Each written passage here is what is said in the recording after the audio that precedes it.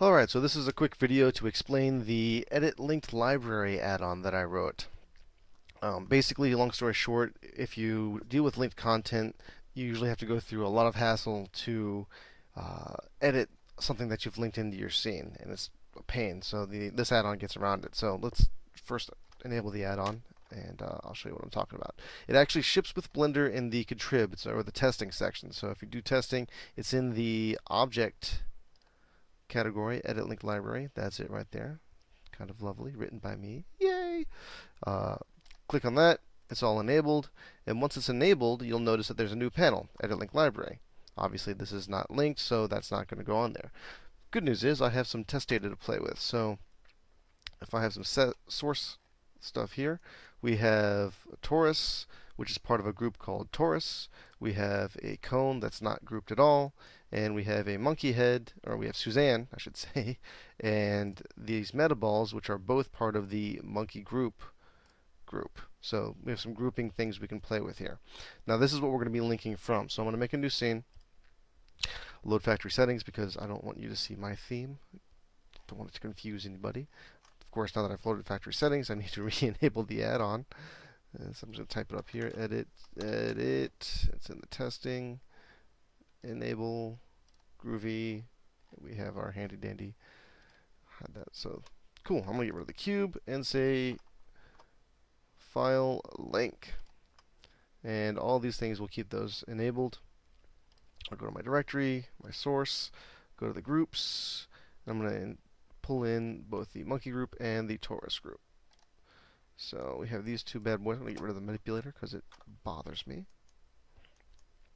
And these are obviously both groups. You can see that they're duplicate groups by going down here, group, that's part of monkey group, and that's there. And I can't tab to edit them or do anything crazy with that. Also for kicks, I'm going to go ahead and link the cone object. So if I go into the objects, go ahead and go to cone. This would be if you had a static mesh or something in your scene that would never get animated, but you wanted to have it in there. So if I like for environments or whatnot. So if I pull that in, then there's my cone. You notice I can't do anything with it. Nothing at all. No editing, no grabbing, nothing. It just can't work at all. So now, with any of these things, they're all linked. What I have is the ability here to, anything that's linked, if I add, say, another plane and grab that, you notice that this works on the active object. So my active object, not linked. That one actually is. And what I can do is I can enable or disable autosave. What that does is, if the file is saved, which this one isn't, so let me go ahead and save this. Alright, cool. Don't know what happened there, but we're good to go now. Alright, so now I can autosave, which means that if I move I can't move that one. Let's say I'll move this one here, put it there, and I don't save it. I just want to save my work, and I want to go and I want to edit my cone. Autosave's enabled, edit link library. Oh, my cone's already selected. I'm already there. That's kind of neat. I'll go into edit mode and say, I don't know. Let's just rotate the whole mess. Actually, we'll pull it like that. So that's there.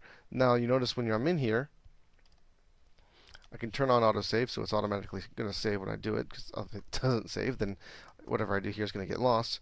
Return to the original file. Bam. Oh, check that out. It's already modified. That's kind of cool, isn't it? Same thing works here. If I go and choose, also you notice that the torus stayed where it was. If I go over here and do the same thing with Suzanne, so I have that, autosave's already on there. I can also disable that. Say I move this all over here, but I realize I don't want to. Turn off autosave, I edit link library. This one has to be autosaved, but if I go in here, and let's say we rotate this on X 90 degrees, so it's facing upward. Goody! Then we get returned to our original file. Oh, not only is she back in place because I didn't autosave, but she's facing the proper direction. Same thing would go for the torus here. I can just go there, edit link library. Oh, there's my torus. I can rotate it some other wacky kind of way. Maybe scale it in Z for some reason. I don't know. Then I go back to the original file. Oh, there we go. Perfect. So that's the way Edit Link Library works. It's quick and seamless. Oh, there is a hotkey, by the way. If you do this, it should show, yeah, the shortcut on the thing is Shift Numpad slash. So I can, instead of going over here, take my mouse all the way over here and clicking it, I can, for instance, click these metaballs, or it's all part of the same group, and hit Shift Numpad slash, just like if I were to do an isolate from within there. So if I hit slash on here, it isolate that. But then I can tab that and say grab this and pull it down there. Shift Numpad slash also works again. Bam. Oh, and it's back to where it was. Or it's back to the original file, and the metaballs have been edited. So that's the way that works. Hope you had fun looking at it. And for a little bit more information, there is the wiki page, which this video will also be posted on as well, that gives you the latest information about the the add-on itself, as well as if you have any bug reports, you can click this link right here and post them on the tracker, and I will have a gander at them and hopefully fix anything that's broken. Cool. Have fun.